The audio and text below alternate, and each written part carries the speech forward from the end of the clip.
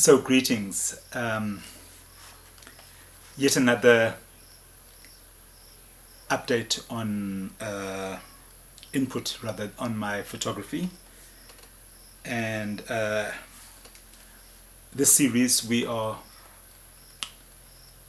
discussing the images that are in this compilation, this anthology, and of course Call and Response is a 30-year retrospective exhibition, and this is the catalogue or book that was produced on that retrospective.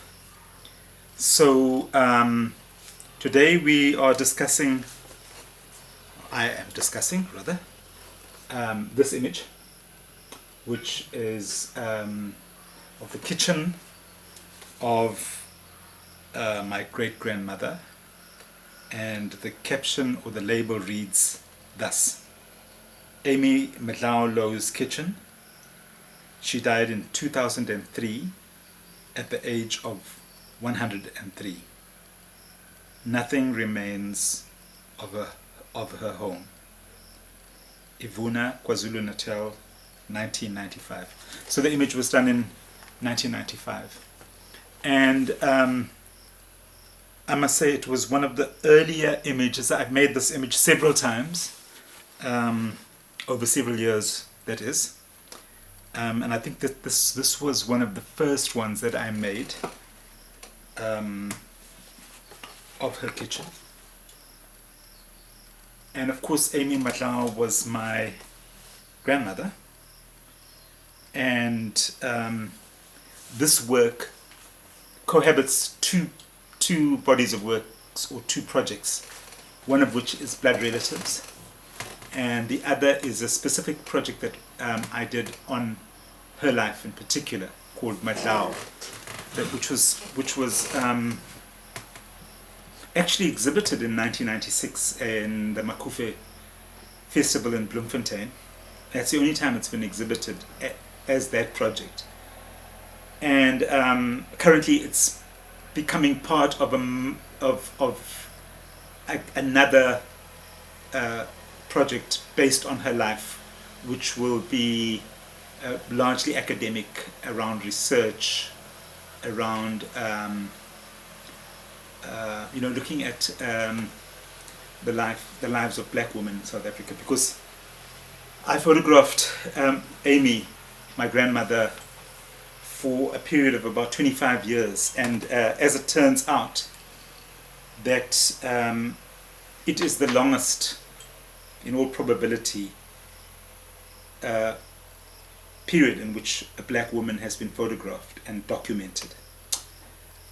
The interesting thing about this kitchen is that this was her third home.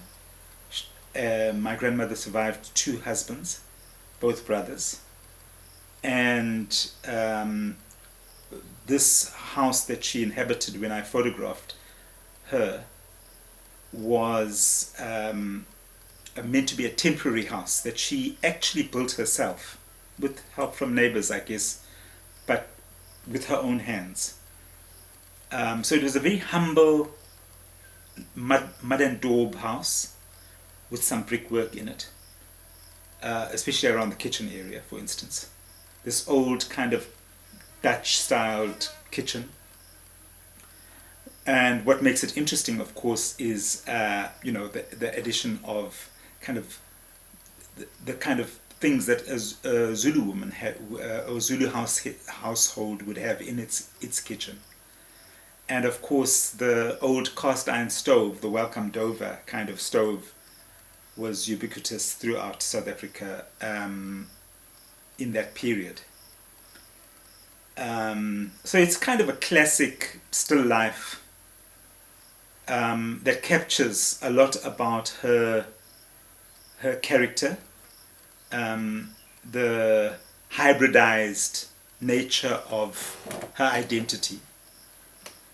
My grandmother was actually, her father was an Englishman. Her maiden name was Nicholson.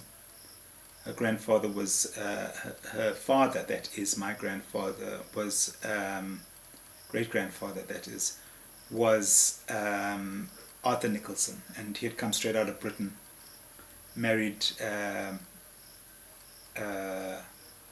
Velapi Mabaso, and had several children, of which my grandmother was one.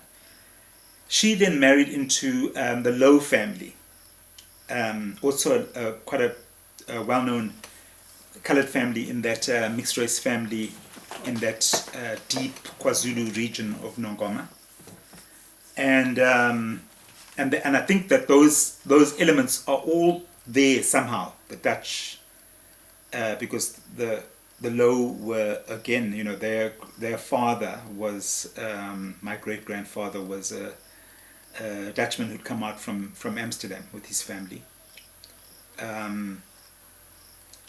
His parents, that is, and so in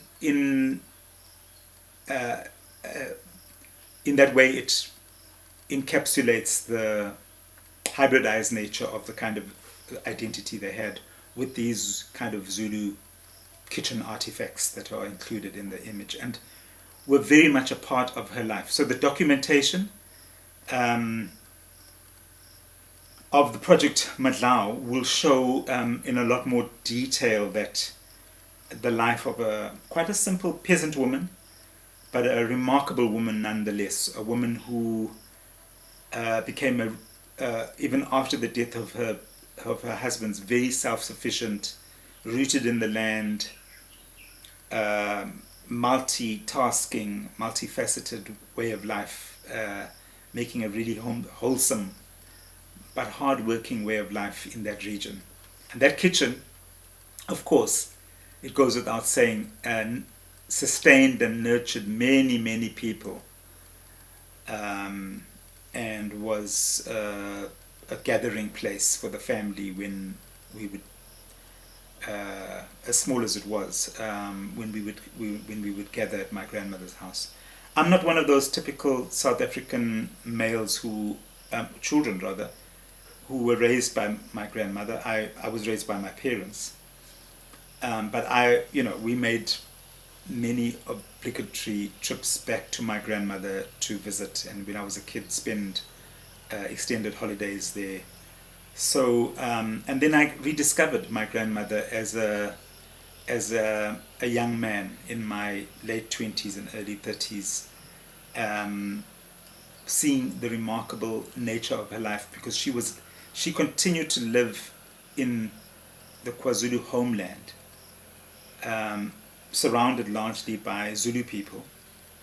And what that opened my eyes to was the possibility that had been denied to most of us of living in the areas of our choice and living harmonious lives with people regardless of who they were. And 95, of course, when I made that image, was at the end of apartheid, legislated apartheid, that is, and after 94. But I began photographing her in the 80s, and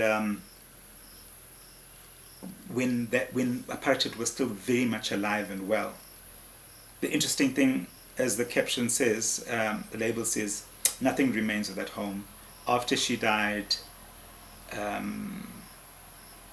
nobody remained in the home, and that area was taken over. So all we have are memories and photographs like the one you see. So until the next image update, thank you for watching.